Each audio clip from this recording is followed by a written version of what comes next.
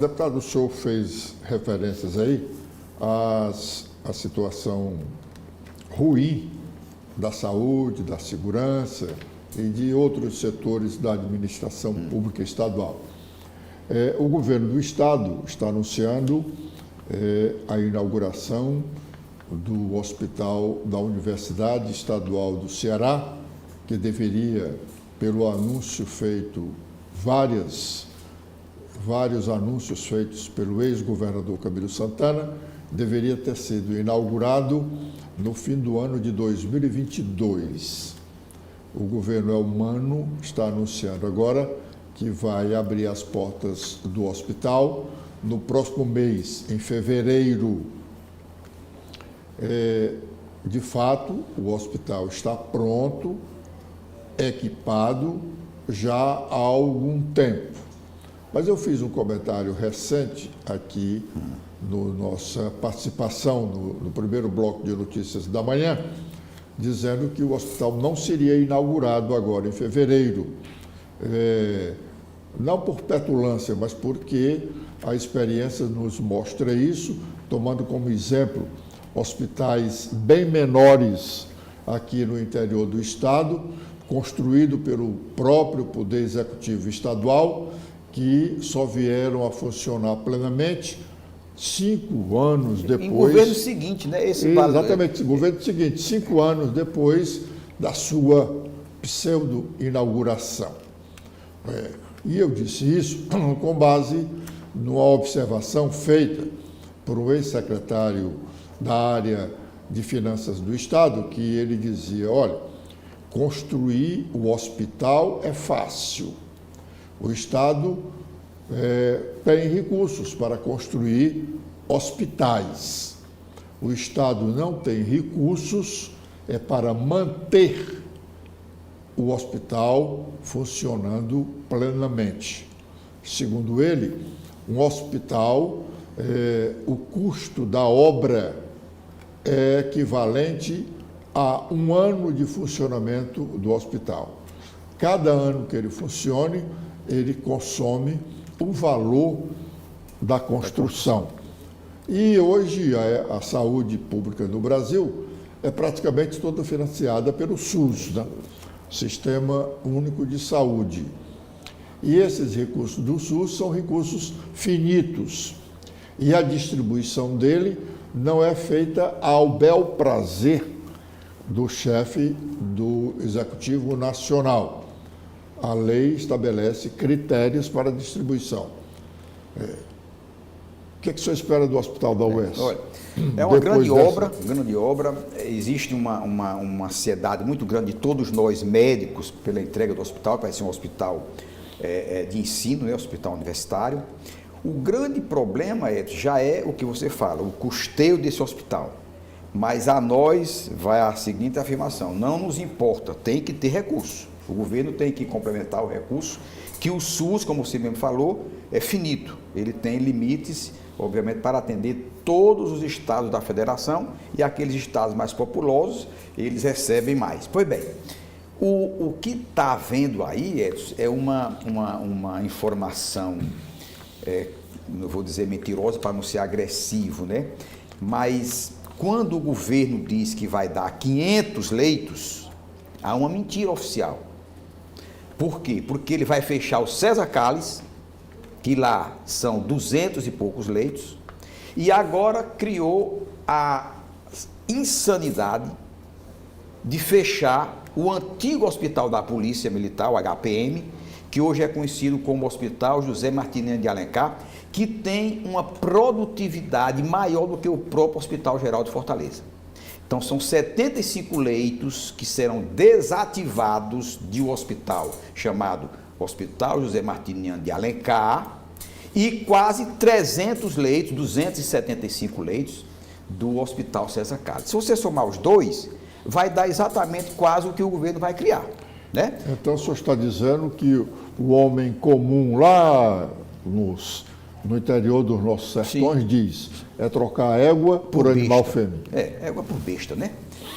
Quando você fecha 75 leitos e vai compensar nos 500 que você iria criar, 500 leitos, já diminui 75, que é do HPM, do antigo Hospital da Polícia Militar, que o governador, não sei qual o convencimento que o governador Eumano de Freitas teve e que vai adiante com essa ideia de dar esse hospital novamente para a Polícia Militar, quando eles têm todos os hospitais disponíveis pelo próprio ISEC, que é o Instituto de Saúde do Estado do Ceará. Os militares contribuem para ter atendimento nas redes conveniadas. Então, devolver isso para a polícia, Edson, é criar orçamento novo para o Estado, que ele vai ter que dar todo mês 3,5 milhões de reais para que o hospital possa funcionar. E você fechar a César Calles, já vai diminuir desses 500 leitos, os leitos do Hospital César Calles, que é um hospital que é equidistante a todos, que é lá no centro da cidade, né? Então, nós defendemos que se inaugure o hospital da UES, é um grande equipamento, né? Como foram os hospitais regionais. É inconcebível o Estado do Ceará hoje ter os hospitais regionais, mas você fecha leitos, então você não pode dizer que criou 500 leitos. Você criou 500, menos 200 e menos 75. Então, criou a metade dos leitos. Deputado, o senhor falou aí no Hospital da Polícia, dizendo que os policiais têm todos os hospitais disponíveis. Mas, na verdade, uma boa parte da polícia reclama a necessidade de um hospital próprio. E eles justificam que não tem sentido estar um policial hospitalizado no mesmo ambiente que está um marginal. Falta segurança para eles, para esses policiais.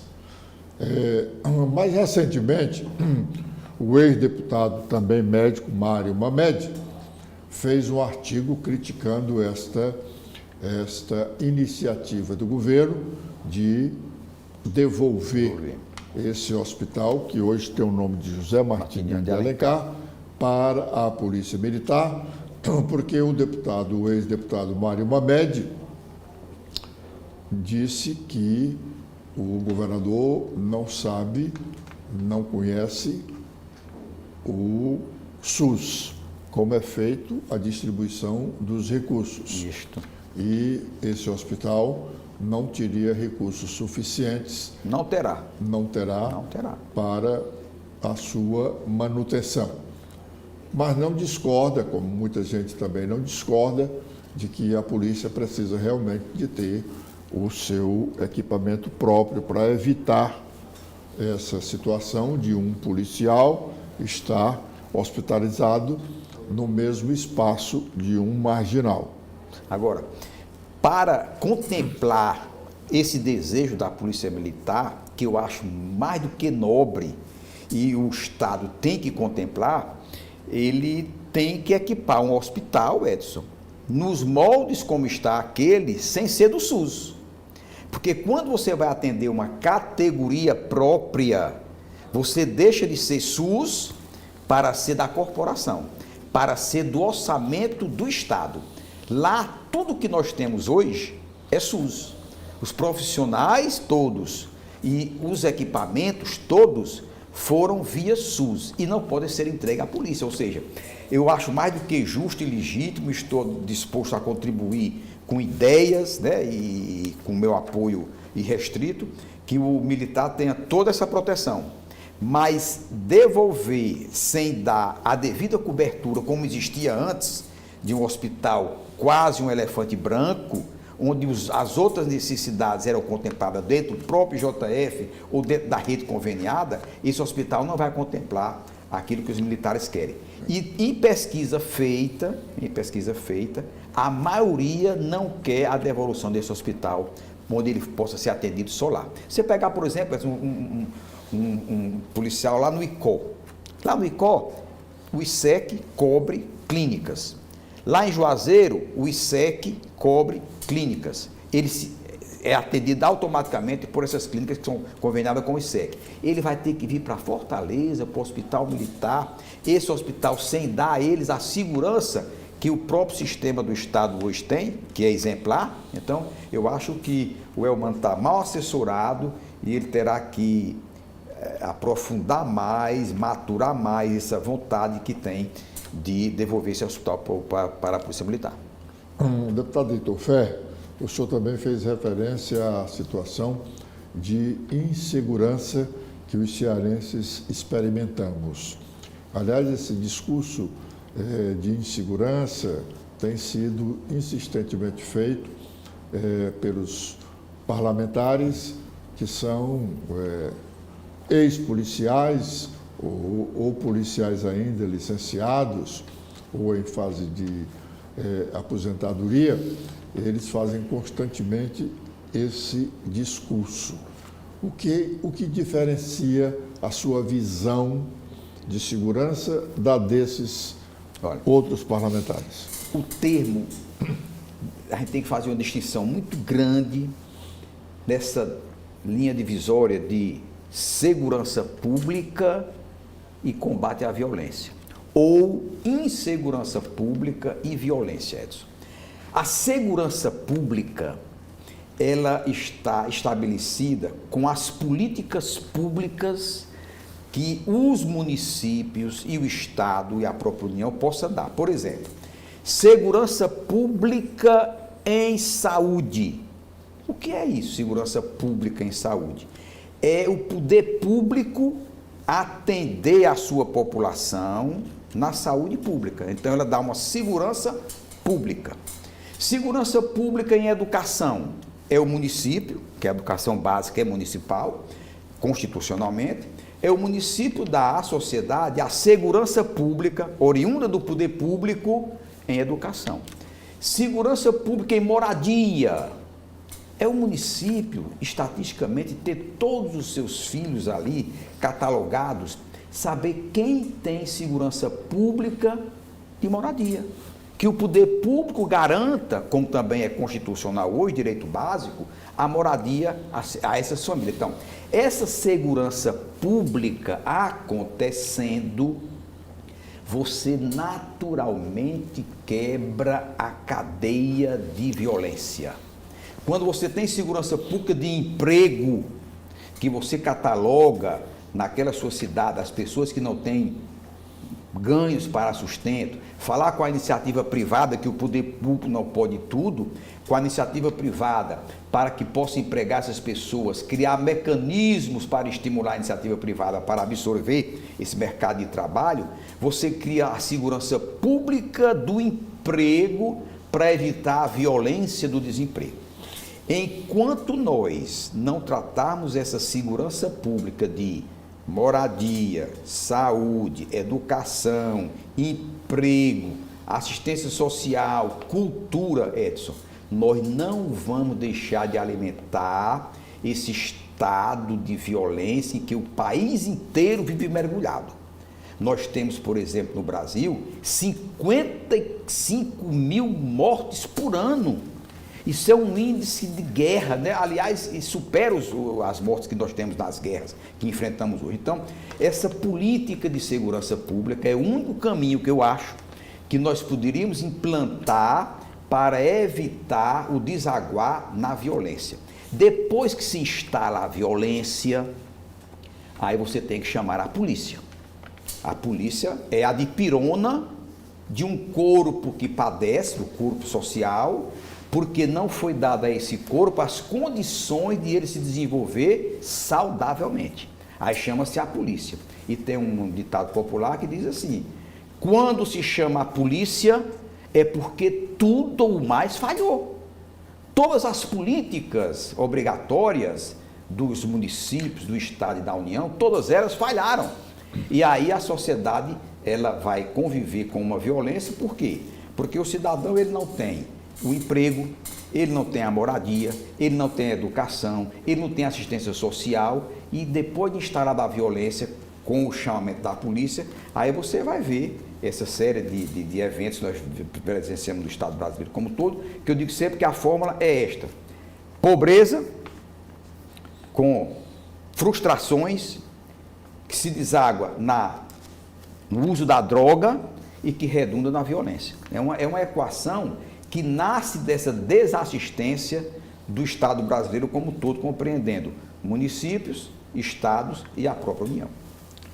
Deputado Heitor Ferrer, O senhor acredita no discurso que foi feito, que tem sido feito ultimamente, e ele foi muito batido aqui na última campanha municipal, de que a relação do governo municipal, a relação político-partidária, então a relação social, a relação administrativa, essa é indispensável, não necessita de vinculação partidária. Mas essa vinculação partidária de prefeito, governador e presidente da República, será ela realmente muito boa para o Estado, como se disse ao longo dos últimos meses? Edson, eu sou um crítico de perpetuação de poder. A sociedade, se fosse mais perspicaz e mais maldosamente inteligente, ela alternaria o poder a cada, no máximo, 8 anos. O senhor é a favor da reeleição? A reeleição, sim. A não ser que você mude lá em cima o número de anos do próprio executivo para ter apenas um mandato, né? A reeleição, muitas vezes, é a estrada da corrupção, a reeleição, porque muitos governantes, pensando já no processo de reeleição, ele, para ter o segundo mandato, às vezes, ele vende a alma ao próprio Satanás. Então, a sociedade poderia dar a um governante, digamos, no processo que nós estamos de reeleição, 4 anos, fez um bom governo, mais 4, tá bom. Bota agora uma outra linha política, até uma outra linha ideológica, né? Para dar aquela outra linha ideológica, para que ele possa engolir o discurso dele, para que ele possa pôr em prática o que vinha criticando o governo anterior, né? Então você tem lá 8 anos de partido A, passou esses 8 anos, dá para o partido B.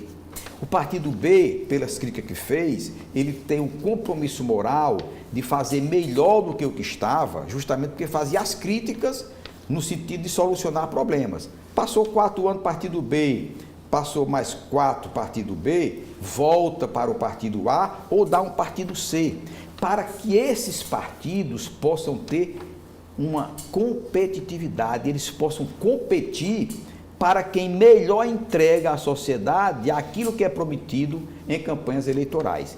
Essa história de que governo 4 vezes mais forte, é 3 vezes mais forte, 4 vezes, né? Porque é governo estadual, 3 vezes mais forte, né? Mas aí tem as lideranças, que é 4 vezes mais forte, porque era Elmano, Evandro, Elmano, Camilo e Lula, né? Então o Ceará 4 vezes mais forte, porque tem 4 lideranças que, obviamente, Edson, que você acompanha bem política, eu tiro pelas emendas lá da Assembleia Legislativa que nós temos, quando o deputado não é alinhado ao governo, essas emendas para serem liberadas, porque não são obrigatórias, é um problema seríssimo quando são liberadas, né? E eu tenho aqui a grata satisfação de dizer que todas as minhas emendas eu encaminho para o Tribunal de Contas do Estado fazer o acompanhamento da execução de todas elas. Faço o requerimento pela Comissão de Fiscalização e Controle, apresento o projeto que o prefeito me apresentou e mando para a Comissão de Fiscalização e Controle que aprova o requerimento para que o Tribunal de Contas acompanhe aquela obra específica da emenda do deputado Heitor Ferrer, para evitar, né, que até que se comente coisas espúrias, como se comenta, né, em alguns outros parlamentares federais que fazem uso das emendas de maneira irregular. Então, essa talvez fosse a mais inteligente fórmula da sociedade receber aquilo que ela tanto almeja, mudando a cada, no máximo, 8 anos, a linha política dos seus governantes, para que eles pudessem engolir o discurso dele e dar à sociedade a demanda tão exigida.